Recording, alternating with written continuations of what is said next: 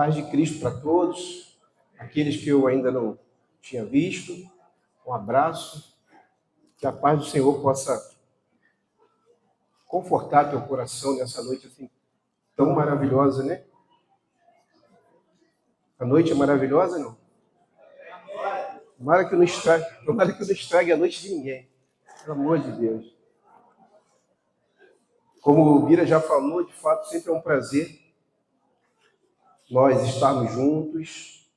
De fato temos recebido do Senhor por parte dessa comunidade. De fato tem nos fortalecido a amizade e as alianças, né, que têm sido feitas, que têm sido realizadas. Ver também a forma como vocês estão caminhando também nos alegra, né, porque a gente tem compartilhado essas coisas e a gente vê de todas as formas do Senhor trazendo direção. Então, assim, é um prazer muito, muito grande poder estar aqui. Amém? Amém. Glória a Deus. A maioria das vezes, né, que nós nos reunimos, logicamente, o desejo do nosso coração é sermos fortalecidos pelo Senhor. Amém? A gente quer ser fortalecido, a gente quer ser edificado, mas eu também sei que, por vezes, só o fato de a gente conseguir chegar, né, no encontro já é um milagre, né? Às vezes a gente está abatido, às vezes nós estamos desanimados, às vezes estamos passando por certas lutas, né? Tribulações. Quantos aqui estão passando por tribulação? Levanta a mão aqui. Meu Deus, todo mundo, né? Jesus. Então eu creio que essa palavra é para nós. Amém? Creio que o Senhor quer nos consolar, como já nos consolou, né? Desde o início, desde a abertura da palavra, como o Bira falou, do encontro, da reunião com a palavra do Fabinho, as canções, logicamente. Mas fato é que muitas vezes, por estarmos passando por lutas, momentos angustiantes, às vezes dá uma vontade de um louvor como esse, igual foi cantado aqui, dá uns gritos mesmo, tipo, aqui gritando aqui atrás aqui de mim, assim, glória a Jesus! Como se fosse aquela âncora, né? Mas muitas das vezes nós estamos assim, amém? E todas as vezes que nós estamos assim, o desejo do Senhor é nos consolar, é nos amparar, é nos socorrer. Eu creio que Ele vai fazer isso por meio da sua palavra nessa noite também. Amém? Em nome de Jesus. Pai, que o Senhor ministre nossos corações. Que o Senhor fale em cada coração aqui, em nome de Jesus. Manifesta a Tua presença que já tens manifestado aqui, Senhor.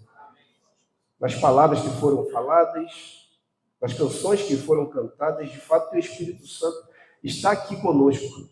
Como bem disse aqui, Fabinho, né? Nós, de repente, nem merecíamos, Senhor, de verdade. Mas aprove ao Senhor levantar um povo que o Senhor ama, que o Senhor quer aconchegar no teu peito. Obrigado, Jesus, muito obrigado. Fala-nos através da tua palavra, em nome de Jesus e para a tua glória. Amém. Você pode abrir aí sua Bíblia, né? Vou ligar. Êxodo capítulo 3. Êxodo capítulo 3 é uma palavra que ela fala muito no meu coração. Aliás, eu sou apaixonado pelo livro de Êxodo. E eu tive algumas experiências pessoais no passado, lendo essa palavra, vivendo essa palavra. E até hoje, ela continua, cara, me consolando, continua me falando. Espero que ela fale para vocês também, assim como falou comigo, amém? Então, Êxodo, capítulo 3, a partir do versículo 1. A gente vai ler alguns versículos.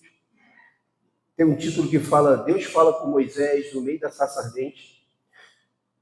Apacentava Moisés o rebanho de Jetro, seu sogro, sacerdote de Midian, e, levando o rebanho para o lado ocidental do deserto, chegou ao monte de Deus, a Horebe.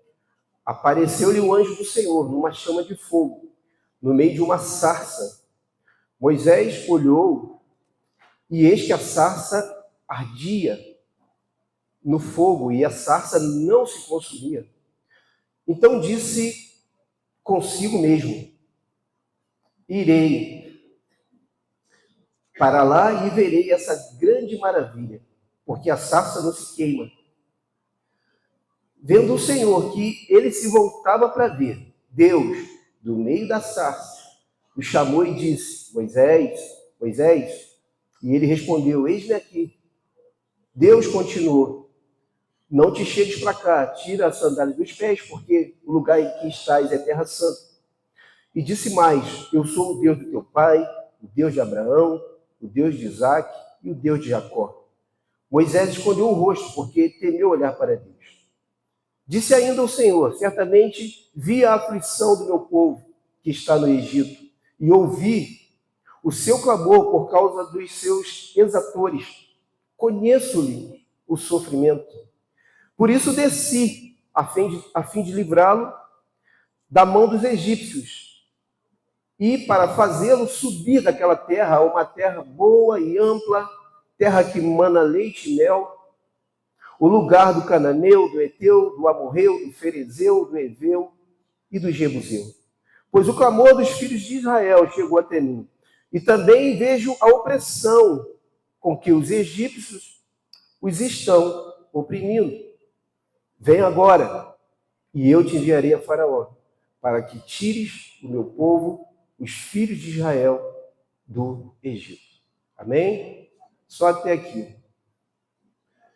E a gente vai perceber, né, por essa palavra e tantas outras, que todo homem, toda mulher que um dia eles tiveram um encontro, né, com o Senhor, eles tiveram a sua vida transformada. Todo homem, toda mulher que um dia se encontraram com o Senhor, suas vidas foram impactadas, né? Você vai ver alguns relatos bíblicos, você vai ver Isaías, quando a glória de Deus se manifestou a ele, né? O que ele falou logo? Ai de mim. Você vai ver Paulo, que também teve um confronto firme, né, quando viu o Senhor. Alguns dizem que ele caiu do cavalo. Alguns contam, não sei se essa é. Jacó, quando teve um encontro com o Senhor, depois daquele encontro dele ali no Val de Jaboque, ele sai mancando. Então, a vida dele foi transformada, a vida desses homens foi transformada. E agora você vê com Moisés. Moisés estava numa boa, apacentando o rebanho do sogro, você pode dizer que é uma boa, né? Apacentando, mas ele estava lá. E aí o Senhor foi arrumar um negócio para Moisés, cara. Cara, ó, sua vida está muito devagar que você está fazendo aí. Vamos arrumar um negócio para você aqui. E aparece o anjo do Senhor a Moisés, né? Essa aqui é aquela chamada, aquele termo da teologia, né, que é chamada teofania, que é a combinação de duas palavras, que é teos e painaim, que é mostrar, manifestar. E aí se chama teofania, porque muitas das vezes você vai ver na Bíblia Deus se manifestando, de verdade, Jesus se manifestando. O próprio Deus se manifestando a alguém. E, logicamente, se mostrando para Moisés, ele vai trazer uma transformação para a vida de Moisés, a partir daí. E é interessante que o que Moisés olha aqui, que chama a atenção dele, é o fato da sarça não se consumir. Eu sei que essa história é uma história, antiga, né? Falada, contada, cantada em verso e prosa, todo mundo conhece. Tem até cântico da sarçardinha, né? Brincando. Da sarçardinha. Mas me chama atenção, porque quando a gente começa a nos aprofundar, a gente vai ver que a sarça era da família dos arbustos, das rosáceas, né? De repente tem algum botânico aqui melhor do que eu, pode até falar sobre isso. Mas ela deriva da mata silvestre ou de outras plantas espinhosas. E sarça, na verdade, era um arbusto, um espinheiro. Sarça era um matagal, sarça é um silverado ou silvado. Inclusive, a origem da palavra silva, tão brasileira, vem da origem de sarça. Porque silva é de selva. Aí tem uma história, depois que vocês forem pesquisar aí, vocês vão ver o que significa. Silva vem de selva, vem de floresta, vem do Brasil. Por isso que é tanto sobrenome, né, brasileiro, chamado assim. Quantas silvas eu tenho aqui? Meu Deus. Era só mais um Silva. Era só mais um Silva. Aí descobriram um bocado. Ai, só Jesus para botar a gente nessa. Mas é interessante, né, cara? Olha só, um arbusto que não parece nada. O Senhor podia fazer esse espetáculo, perdão da palavra, com tanta árvore mais importante da Bíblia, né? Poderia ser com uma figueira, poderia ser com uma videira, poderia ser com uma oliveira, né? São tanto mencionadas aqui nas Escrituras, mas Deus usa a sarça, que é um arbusto seco sem vida, e espinhento, para simbolizar que a nossa própria vida cristã. Amém? Nós não éramos nada, não somos nada, mas o Senhor de todas as formas quer nos usar. Todos os meios e todas as formas. Porque diz a palavra em 1 Coríntios 1:28 que Deus escolheu as coisas humildes do mundo e as desprezadas e aquelas que não são para reduzir a nada aquelas que são. Glória a Deus por isso. E o Senhor quer nos usar tremendamente, independente da gente. Independente da nossa condição, da nossa capacidade, de quem é você, de onde você veio, o Senhor quer te usar tremendamente. Talvez você se sinta incapaz, mas hoje o Senhor quer falar para você: eu quero te usar nesse tempo presente, nessa geração e nessa sociedade para a minha glória. Muitas das vezes nós nos sentimos como essa sarça, né? Já me senti muitas das vezes como um Zé Ninguém. E essa sarça, ela passa pelo fogo. E o que maravilha o Moisés aqui, né, é que ele vê que a sarça, apesar de tudo, ela não... O que acontecia com ela? Ela não se consumia. Estava pegando fogo, mas aquele arbusto, aquele espinho lá, aquele espinheiro, ele não se consumia. E aí isso mostra para a gente o fogo, né? Todo mundo sabe que fogo na Bíblia fala de provação, passar pelo fogo fala de provação, fala de desertos. E quantos desertos na nossa vida, né? Quantas provações em nossas vidas. Mas o mais importante, né, é que a gente não seja consumido. Tem uma palavra em 1 Pedro 4,12 que diz que nós não devemos estranhar o fogo ardente que vem sobre nós. Já lembra essa palavra? Alguém? Não estranheis, ele fala, o fogo ardente que vem sobre nós, como se algo estranho estivesse para acontecer. Mas ele fala que esse fogo é para nos provar. E certamente aprovar, amém? Tiago, capítulo 1, logo versículo 1 e 2.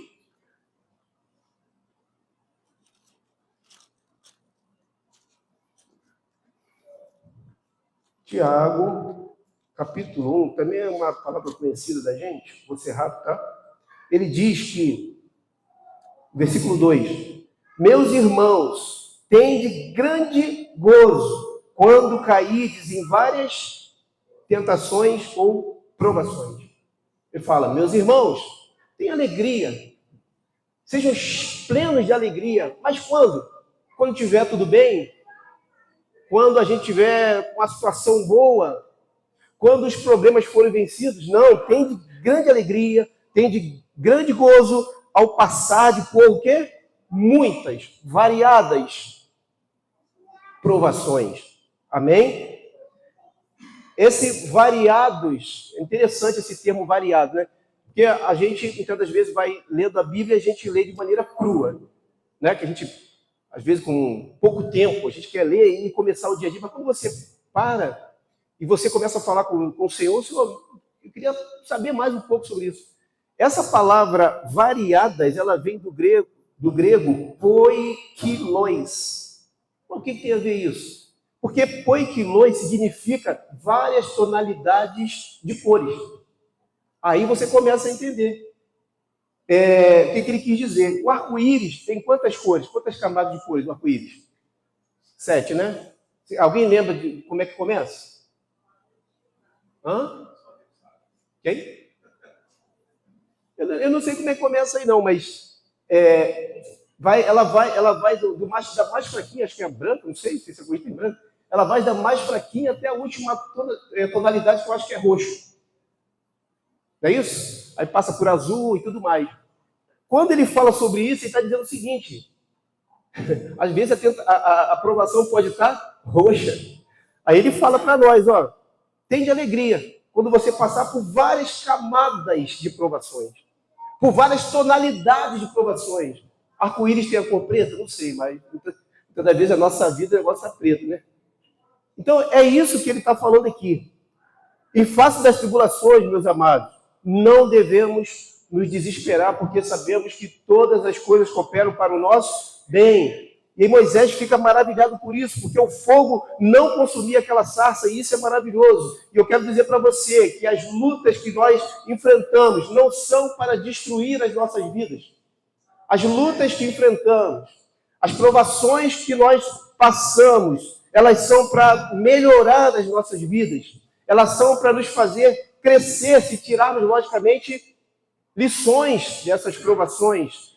Se passarmos por elas vão fortalecer a nossa fé, vão fazer crescer a nossa fé e a nossa perseverança. É isso que o Senhor deseja de nós. Passar pelas tonalidades, pelas camadas de lutas, até sermos aprovados e sermos amadurecidos pelo Senhor. Obrigado. E aí, muitas das vezes, você pode, depois que sair daquela luta, mancando, Jacó mancou. Jó passou por várias situações e ele teve aquela experiência própria, né? Porque no final, o que ele diz? O que ele diz? Eu só conheci o Senhor de ouvir, mas agora meus olhos te veem, ou seja, agora eu tenho uma experiência real contigo, Senhor. Louvado seja o nome do Senhor, amém? Versículo 4, para a gente ir. O 4. Vendo o Senhor que ele se voltava para ver, Deus, do meio da sarça, o chamou. Fala, do meio da sarça. De novo, do meio da sarça. O Senhor estava onde? Onde o Senhor estava? No meio. Deus estava no meio. Irmãos, nós não passamos por nossas lutas. Nós não passamos, o Senhor não permite que passamos por nossas guerras sozinhos. Deus está do nosso lado. Deus está conosco. Davi, quando ele fala do Salmo, né, o célebre, Salmo 23, ele fala que ele não temeria, ainda que ele passasse para onde? Pelo vale da sombra da morte. Mas o que aconteceria com ele? Ele não temeria. Por quê? Porque o Senhor estava com ele, é isso que ele fala. Sua vara, seu cajado, me consola, tua presença me consola. Isso ele está dizendo, não é que não vai haver o vale da sombra da morte. A nossa vida vai ter os dias escuros da alma, né? Os dias de angústia. Mas não obstante termos esses dias, o Senhor está conosco. Sadraque, Mesaque e Abednego. Quantos conhecem essa história? Todos nós, né? Uma história linda, cara. A Bíblia, na verdade, é uma jornada, né? Uma viagem. Você começa a ler e você vai... Parece que ela vai te levando, né? Numa viagem. E essa história é muito conhecida, mas ela tem as suas particularidades, né? Porque vocês sabem muito bem que o rei pediu para aquecer aquela fornalha 7 vezes mais. Já era uma fornalha quente. Ele vai lá, dá ordem, estou sendo logicamente sucinto aqui, e pede para aquecer 7 vezes mais. Vocês conhecem a história, né? A ponto de que os homens que levaram esses 3 amigos para a fornalha, a Bíblia diz o que sobre eles? Quando eles vão jogar esses 3 homens lá, eles mesmos morrem queimados. E aí a coisa vai se desenrolando, mas qual é a admiração do rei? Que quando ele volta lá para ver o efeito daquela punição, ele se espanta e ele fala, ué, nós não lançamos 3 homens naquela fornalha? Aí os soldados dele, não, nós lançamos, sim, nós lançamos. Ele fala, ué, mas como que agora eu vejo 4 homens soltos, passeando dentro do fogo, sem nenhum dano? E o melhor ainda, o aspecto do 4º homem é semelhante ao Filho de Deus. Aleluia. Irmãos, o Senhor está conosco todo o tempo. Seja qualquer situação, não culpe ninguém se você estiver passando por variadas tribulações. É Deus que está querendo te falar alguma coisa, querendo tocar alguma coisa na tua vida, quer amadurecer você, quer trazer você mais para perto. E é certo que as aflições, elas fazem com que a gente tenha maior comunhão com o Senhor, maior dependência com o Senhor. E Moisés, continuando,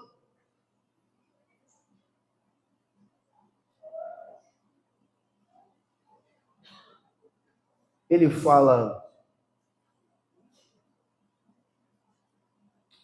versículo 5, Deus continuou. Esse Deus é maravilhoso, ele não para, né? Continuar dá o entendimento de processo. O Senhor desencadeia vários processos em nossas vidas. E ele vai falando com Moisés. Versículo 5, não te chegues para cá. Faz o quê? Tira a sandália dos pés.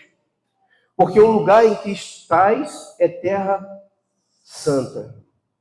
Também é um termo muito conhecido, né? Nós que crescemos aí no Evangelho, ouvindo a palavra de Deus. Mas o que a gente pode ver aqui, Moisés, ele se entrega ao Senhor. Ele fala, Moisés, ele diz, Senhor, eis-me aqui. Ou seja, estou nas tuas mãos. Eu dependo de ti. E a gente vai ver, queridos, que é através do fogo que a nossa intimidade ela se torna mais sensível, né, ao Senhor. É quando questões começam a acontecer na nossa vida que voltam as lágrimas de fervor, volta o quebrantamento, volta o choro. E é muito legal, é muito apaixonante quando você está diante de Deus, você consegue orar e você orar e chorar ao mesmo tempo e se alegrar com Deus ao mesmo tempo. Mas é muito ruim quando a gente passa muito tempo frio e distante dessa experiência, não é? Parece que tudo fica automático, pragmático. Mas não é isso que o Senhor quer, amém? O Senhor quer que nos momentos de humilhação e fraqueza estejamos mais sensíveis para ouvir Deus. Às vezes é por meio do sofrimento. E eu quero falar outra coisa para você. O sofrimento traz avivamento. Eu pensava, na minha leiguice, novo convertido, que avivamento era assim, nós estaríamos num lugar e de repente viria aquele ruído poderoso e caía um bocado de palavra de Deus em cima da gente, um trovão, todo mundo ficava pulando, tremendo, falava, isso é avivamento. Mas aí, quando você começa a olhar para a palavra, avivamento é de dentro para fora. É algo mais íntimo, né? É algo mais pessoal. Avivamento com Deus é a campanha da humilhação. Eis-me aqui, Senhor. Sou teu servo. Preciso de ti. Antigamente, as campanhas de avivamento eram campanhas do milagre, não era isso? A gente, na nossa época de peregrinação, aí, de congregação, né? De caminhada, né? Estendia faixas na frente da igreja com a corrente dos 70, corrente do milagre, corrente da prosperidade, campanha da vitória. Mas você já viu alguma campanha da humilhação? Quantos aqui já viram?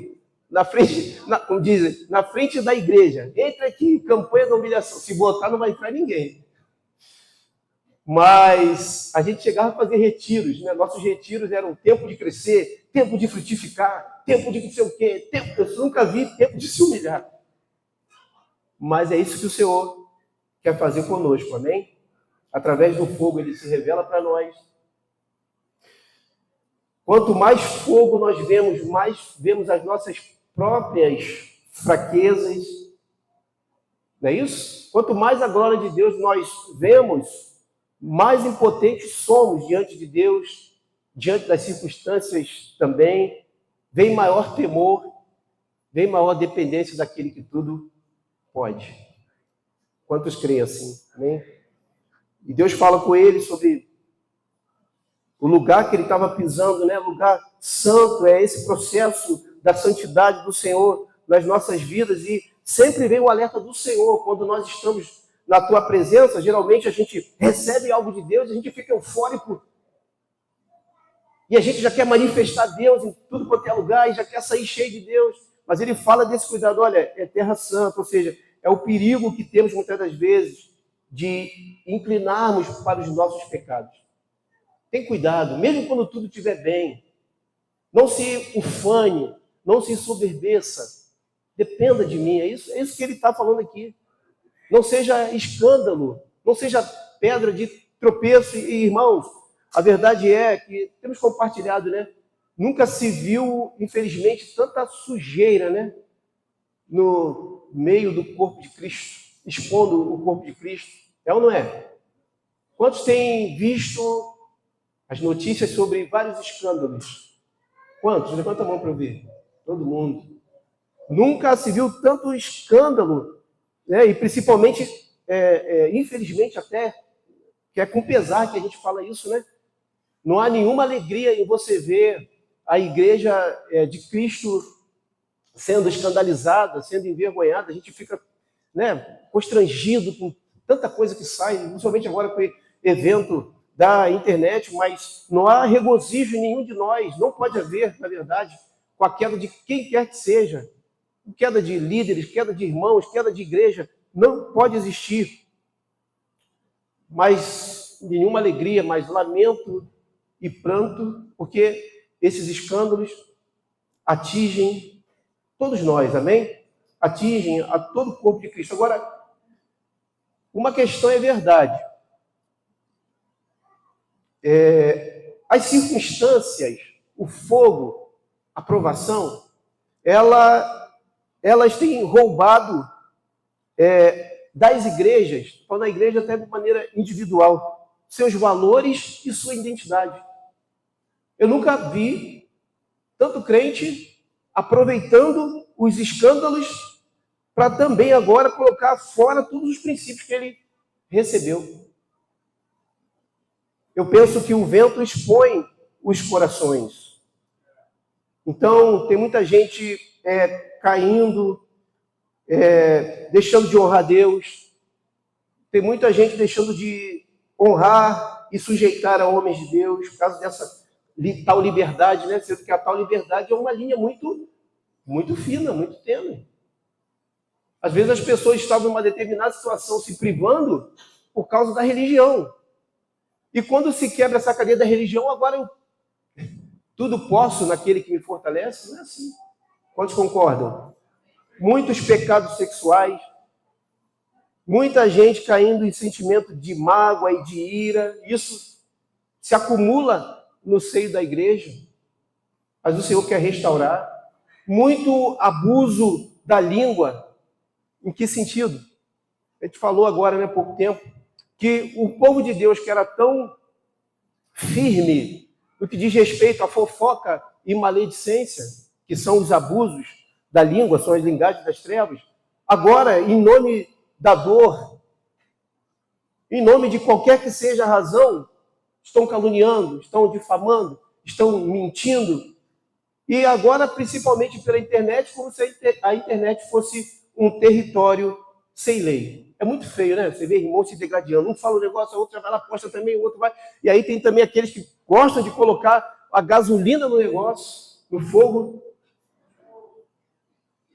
Mas a Bíblia diz que do Senhor não se zomba. Precisamos guardar o nosso coração. Amém? A liberdade e o direito de se expressar nas redes sociais não justificam nenhuma prática antibíblica, nenhum tipo de ataque, né, discriminatório, preconceituoso, que inclusive pode ser enquadrado como crime, né? Então a palavra de Deus diz, e isso é para o nosso coração, meus irmãos, de Deus não se zomba. Aquilo que o homem semear é o que ele vai colher. Então que a gente guarde a nossa santidade, porque Deus não mudou, Ele continua sendo um Deus santo, continua nos exigindo santidade, porque Ele diz, sede santos, assim como eu, o vosso Senhor, sou santo.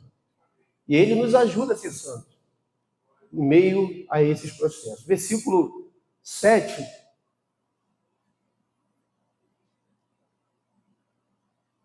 Versículo 7. Disse ainda o Senhor, Certamente vi a aflição do meu povo que está no Egito e ouvi o seu clamor por causa dos seus exatores, né, ou opressores. Conheço-lhes o sofrimento. E o 8 diz, por isso eu desci, a fim de livrá-lo da mão dos egípcios. Amém? Ele fala, olha, eu vi a tua aflição. Deus, irmãos, Deus é um Deus vivo, cara. Vivo e real. Olha, eu estou vendo. É porque muitas das vezes nós passamos situações que ficam olhando para Deus e o senhor não está vendo isso não. Senhor, você está vendo isso não? Por que isso? Não, ele diz, ó, eu estou vendo. Eu estou vendo a tua aflição, estou vendo a tua dor, estou vendo a tua angústia, estou vendo você acordar de madrugada, estou vendo você dobrando o joelho. É isso que ele está dizendo. Eu vi a aflição do meu povo. E aí ele diz que ele sabe a causa. E essa causa são por causa dos exatores, são por causa dos opressores. Eu sei disso. Aí ele fala, conheço os sofrimentos. Cara, essa frase, irmãos, é maravilhosa. O Senhor conhece o teu sofrimento. O Senhor conhece o teu sofrimento, conhece a tua dor. Ele fala, eu conheço. Por que ele conhece? Porque o Senhor é homem de dores e sabe o que é padecer. A Bíblia diz que o Senhor é homem de dores, né? É uma referência a Jesus Cristo, nosso Senhor. É uma referência ao Messias, que foi rejeitado e desprezado pela humanidade. Mas Hebreus 4,15 diz, porque não temos um sumo sacerdote que não possa se compadecer das nossas fraquezas. Por que ele se compadece das nossas fraquezas? Porque ele mesmo sofreu. Ele foi tentado nas mesmas tentações que nós. É isso que a Bíblia diz. Todavia, não pecou jamais. Glória a Deus. O Senhor é bom. E mesmo vendo a opressão que estamos sendo oprimidos, a sua mão não está encolhida para que ele não possa salvar, amém? E seus ouvidos não estão surdos para que ele não possa nos ouvir. Olha, eu estou vendo, estou ouvindo. Pode ficar tranquilo. E aí ele diz, e essa palavra precisa coar forte no nosso coração, desci a fim de livrá-lo das mãos dos egípcios. E não só isso, vou te livrar, mas depois ele fala o quê? Para fazê-lo subir daquela terra a uma terra boa e ampla, terra que manda leite e mel. Então, além do Senhor saber daquilo que estamos passando, além de nos conhecer, além de nos socorrer, ele não fica só nisso, ele nos levanta. Vou fazer você subir, eu vou fazer. Não é você que vai fazer você subir, não, tá? Se gloria não. Mas eu vou fazer você subir. Vou fazer você conquistar. Vou fazer você prosseguir. Vou fazer você avançar. É isso que ele está dizendo, irmãos. Ele fala no capítulo 10. Vem agora. Capítulo 10, está vendo aí? Versículo, perdão. Vem agora. Pode dar uma olhada aí? Vou contar até 3, a gente já está terminando, mas vocês vão falar essa palavra bem forte. Vem agora, tá bom? Está aí o versículo? Vamos lá. 1, 2 e 3. De novo. 1, 2, 3. Vem agora. É isso que o Senhor fala para você, meu irmão. Fala, ei, Senhor, você que está aí, vem agora. Apesar de conhecer tudo que você está passando, mas eu vou tirar você disso e vem comigo. E esse vem agora é o quê? É o Senhor nos chamando. É o Senhor nos tocando, é o Senhor nos curando, é o Senhor nos libertando. Amém? Por isso que eu queria falar com você, a gente vai terminar, a gente vai orar. Irmãos, não rejeitemos as provações, porque em todas elas Deus tem o seu propósito. Ainda que a gente não perceba, ainda que esteja muitas das vezes doendo, ele sabe que dói, mas não vamos rejeitar, irmãos, porque nelas, nas provações, o Senhor revela o seu propósito. E o propósito nada mais é do que nos aperfeiçoar, para que a gente, assim como esse versículo 10 diz aqui, sejamos instrumentos para libertar e para guiar um povo. Você que está aí me ouvindo aqui, você que de repente entrou com essa, poxa, não sou nada. Você que de repente entrou igual a mim. Sou nada. É você que o Senhor vai levantar, vai te aperfeiçoar para ser um instrumento, para guiar o seu povo. Ah, mas aonde que eu vou guiar esse povo? Em todo lugar. Na sua família, na sua escola, na faculdade, no seu trabalho. Quantas pessoas estão cegas? Quantas pessoas estão sem luz? Quantas pessoas não têm direção? Na própria igreja, quantas pessoas que chegaram que precisam de você? Então o Senhor te levanta nessa noite. O Senhor diz: ouvi um clamor, por isso desci. Tenho visto a opressão, mas independente disso, eu vou te usar para libertar. Eu vou te usar para conduzir. Eu vou te usar para curar. Eu vou te usar para manifestar a minha presença e meu evangelho nessa presente geração. Em nome de Jesus. Amém? E aí eu queria orar com você. Eu não sei, assim, como é que está a sua vida hoje. Não sei qual tipo de luta, não sei o que você está enfrentando. De certo que está enfrentando. Não sei como você está lidando com as tribulações, com as crises, né? Como que você está lidando com as crises, né? Talvez você esteja como Moisés. Moisés, antes aqui de apacentar, ele estava fugido, né? Estava fugido lá, que ele tinha matado uns homens lá. Talvez Moisés estava tentando esquecer o passado. Quantas vezes nós estamos assim, né? Tentando esquecer o que Deus não poderia ter feito isso. Muitas das vezes nós temos uma vida cômoda também. Ah, já cheguei até aqui. Não, até aqui tá bom. Não é suficiente. Ou talvez você esteja fora dos trilhos. Ou talvez você se sinta como a sarça, a espinheira brava, reativo, às vezes grosso, às vezes intempestivo. Não sei como você está. Mas o Senhor sabe.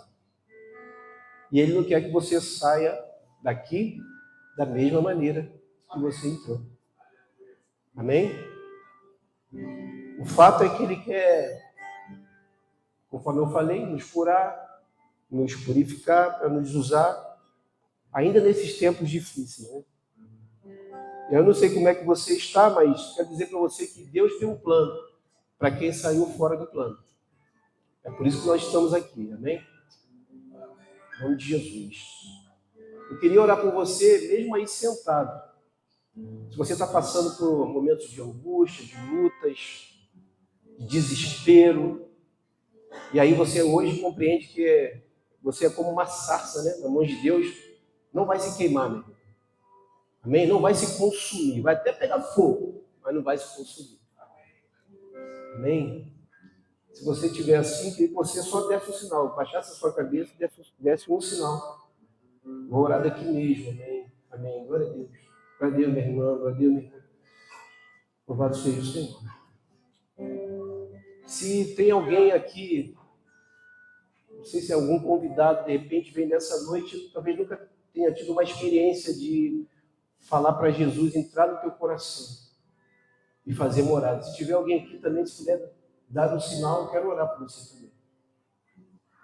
Jesus quer fazer morada no teu coração. Essa palavra aqui não é só para os crentes, mas ele é socorro bem presente na hora da angústia, na hora da tribulação. Cura a sua cabeça.